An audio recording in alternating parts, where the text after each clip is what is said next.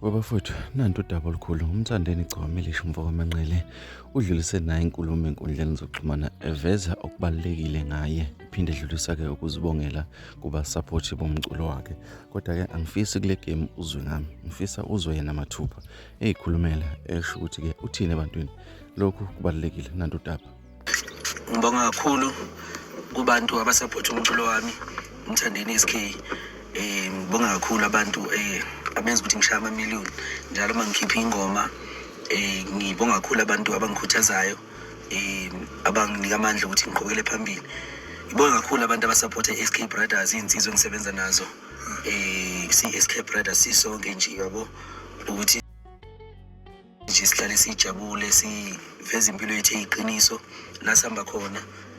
Siyashutha abafethu abasishuthayo, sisabanikeza imvumo ukuthi bebonise izwe ukuthi siphila empilweni. Uyabona, ngiyabonga nje kakhulu nokuthi nje into zami nje ziyashelelela nje. Ngiyake ngijabulisa kakhulu lokho, ngiyayibongela kakhulu, ngiya-appreciate kakhulu kwabancane nabadala, ngiyabonga. Omunye uyibuza ukuthi-ke leli hlathi lenza